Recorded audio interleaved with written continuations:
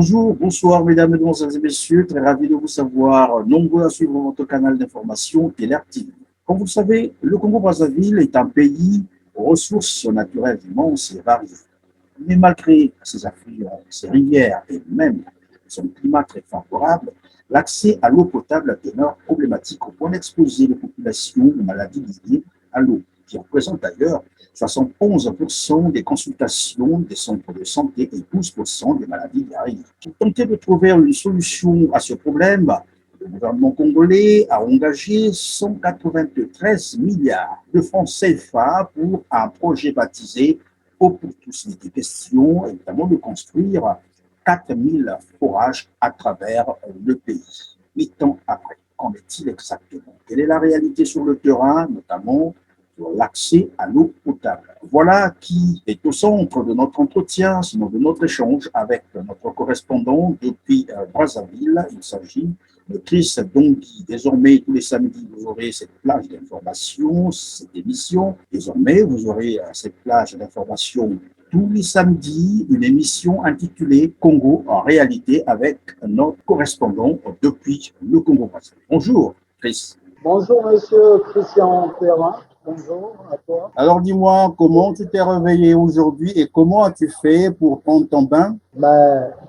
C'est le quotidien. Déjà, ça devient c'est une triste réalité parce qu'il faut soulever tout le temps les bidons de 20 000. Dans la zone où je me trouve, nous avons la grâce divine, vu que nous avons des sources. Donc, il faudrait descendre un peu plus bas pour se ravitailler en eau potable. Voilà. Et pour pouvoir se nettoyer. Bien, merci. Alors, Chris, je vais donc t'inviter à suivre avec moi ce reportage que nous avions réalisé en 2009 au Congo-Brazzaville sur, naturellement, puisque c'est la question du jour, l'accès à l'eau potable. Le Congo-Brazzaville dispose de nombreuses ressources hydrauliques. Cependant, l'accès à l'eau potable demeure un véritable problème de santé publique. Si l'eau, c'est la vie, donc indispensable pour la santé, au bien-être, à la sécurité alimentaire et même à la croissance économique, malheureusement au Congo-Brazzaville, près de 80% de la population est en manque de cette denrée devenue rare depuis bien des années. J'ai 19 ans,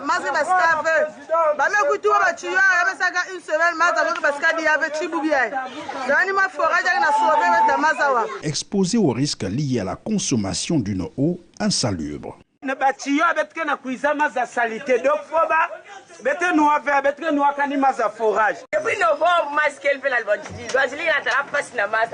L'eau, chez nous là, ça fait déjà presque 10 ans. On n'a pas l'eau. Puis qu'on a mis le robinet chez nous là-bas, donc c'est comme des monuments. Les gens nous laissent des factures. Hein. Nous laissent des factures. La population congolaise est parfois obligée de s'approvisionner en eau de pluie ou de pluie collectée à partir des toitures des maisons et stockée dans les récipients, bidons ou fûts en fer ou en plastique. Marmite en alu quand elle ne peut accéder au forage privé faute des moyens financiers conséquents pour s'offrir des quantités suffisantes et potables pour répondre aux besoins de la famille. Chris, tu as suivi avec moi ce reportage où les Congolais se baladent avec les bidons d'eau un peu partout, cherchant de l'eau à travers la ville, dans les forages privés, quand il y en a bien entendu, sinon attendre un peu la pluie, si vraiment Dieu pouvait faire grâce.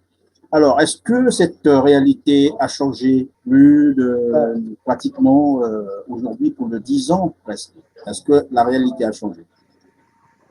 Je dirais non, la réalité demeure le même. Au contraire, c'est pire, on va de pire en pire. Que vous allez constater dans un grand quartier comme le plateau de 15 ans, ceux qui connaissent le plateau de 15 ans, jusqu'à présent, ce quartier a toujours un problème d'eau. Et donc, je dirais c'est le pire. Et sans pourtant parler non plus encore des nouveaux quartiers aujourd'hui, puisque la ville s'étend. Aujourd'hui, Brazzaville, c'est tellement la ville s'étend. Aujourd'hui, dans ces quartiers, les populations ont un sérieux problème d'eau, les quartiers, les nouveaux quartiers.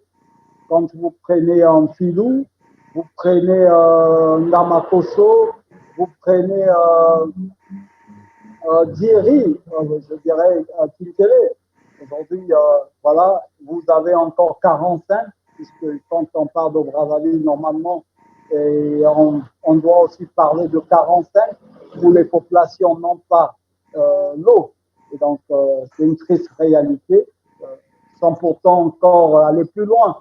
Si j'essaie encore d'aller plus loin, je pense que dans nos départements, c'est le pire encore. Vous avez vu le TT que j'ai eu à montrer la réalité, c'est le pire. Donc, oui, Chris Longhi, voilà. Évidemment, vous avez dit c'est le pire, donc la situation ne s'est pas du tout améliorée. Mais pourtant, en 2013, comme je l'ai annoncé d'entrée de jeu, le gouvernement congolais avait décaissé 193 milliards de francs CFA pour le programme ou le projet qu'ils avaient baptisé Eau pour tous. Donc, il était question d'installer 4000 forages à travers le pays. Qu'est-ce que cela a donné et quelle est la réalité aujourd'hui? Je dirais que, bon, parce que ça écœure de voir une bagatelle de somme, 193 milliards de francs CFA, c'est pas 80, 180 millions, 193 milliards de francs CFA. Et avec cette triste réalité, d'ailleurs, j'ai été voir dans quel état aujourd'hui ces forages-là. Je dirais c'était de l'argent jeté ou de l'argent distribué entre amis des gouvernements. Parce que je me dis, le Congo-Brazzaville, c'est un pays qui est arrosé, suffisamment arrosé. Et donc, je ne pense pas qu'aujourd'hui au Congo, on pouvait avoir un problème d'eau potable. Et déjà, vous ne pouvez pas effectuer plus de 4 km dans Brazzaville sans pourtant voir une cour d'eau. Également dans le Congo profond aussi, c'est pareil. Quand vous prenez, à part un peu les plateaux des rivières sont plus loin, mais je pense pas qu'au Congo, on pouvait avoir ce genre de projet. Pour moi, aujourd'hui, ces forages-là sont des éléphants blancs. Parce que vous avez vu l'image que je vous ai envoyée, on nous rapporte avec les informations que nous avons à notre disposition qu'il arrivait à certains niveaux où ces derniers n'arrivaient pas à trouver de l'eau. Et donc, ils étaient obligés de prendre de l'eau et de remplir les citernes. Ces bâches, ces citernes-là. Et l'eau coulait pendant un moment. Et ensuite, ça s'arrêtait. Oui, mais Chris, voilà. Bon, maintenant qu'il y a ce problème d'accès, c'est-à-dire les robinets sont secs et, comment on appelle ça, vous avez dit, ces forages non plus ne fonctionnent pas du tout. Mais comment est-ce que les Congolais font pour s'approvisionner en eau potable? Je dirais c'est le parcours du pèlerin dans nos villes aujourd'hui. C'est toute une messe à faire. Et vous n'avez qu'à voir aujourd'hui le train de vie de cette population-là. Et déjà, vous prenez un quartier comme Plateau de 15 ans, où le bidon de 25 litres est vendu à 250 francs. Et quand on essaie de voir le train de vie et le salaire minimum d'un fonctionnaire congolais, on ne parle que des fonctionnaires, parce que nous avons au moins 85% de cette population qui est au chômage, qui se débrouille. Les 15%, nous avons ceux qui sont au niveau de la fonction publique et dans certaines entités. Déjà, une personne qui peut dépenser le jour plus de 2000 francs rien que pour avoir de l'eau, dans certains quartiers, tels que les plateaux de 15 ans, les quartiers avoisinant la ville. Et vous avez les quartiers tels que Madibou, Ngamakoso. Les populations sont obligées de gravir les montagnes avec des bidons pour aller soit dans les forages qui sont érigés par certains hommes forts du pouvoir et qu'ils achètent les bidons notamment à 2 fois 100 francs CFA ou à 50 francs CFA. Mais d'ailleurs, il faut encore avoir les muscles pour soulever ces bidons-là.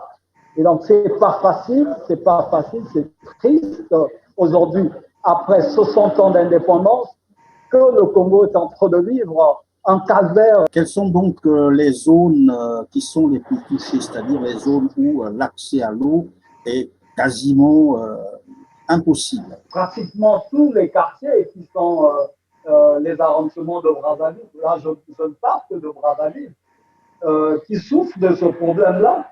L'eau n'est pas constamment d'abord dans les quartiers. Nous prenons encore les quartiers, les nouveaux quartiers qui viennent de voir le jour.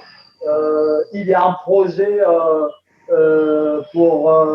un projet de la Banque mondiale aujourd'hui qui essaie un peu de mettre pour l'extension du réseau de distribution. Du réseau de distribution, mais cela n'est pas encore fait, c'est encore dans la phase de faisabilité. Et donc, pour l'instant, on ne peut parler de ce projet parce que on n'a pas encore vu l'eau couler de ces robinets-là. Donc, voilà. Donc, Est-ce que tu t'es... Oui, Christophe Guy, est-ce que tu t'es rapproché des pouvoirs publics pour chercher à comprendre ce qui se passe exactement et qu'est-ce qu'ils disent? Les pouvoirs publics, c'est des gens qui sont dans un mutisme, je dirais, inexplicable. Ils ne peuvent pas vous répondre. Déjà, dès lors que vous vous rendez dans une administration, cette question-là, on vous dira que c'est une question politique. Et personne ne pourra vous répondre en tant qu'acteur de cette société. J'ai souvent cette occasion de demander, de poser les questions. Les gens vous dévient toujours. Les gens ne veulent pas vous répondre concrètement de ces problématiques-là. Merci Christophe Guy. Je rappelle à nos téléspectateurs qu'il est notre correspondant depuis le Congo-Brazzaville. C'est avec lui que vous suivrez désormais chaque samedi à cette édition un nouveau programme qui intègre la grille de Télé TV, un programme qui s'appelle Congo Réalité. Des faits, rien que des faits. Restez toujours branchés sur votre canal Télé TV.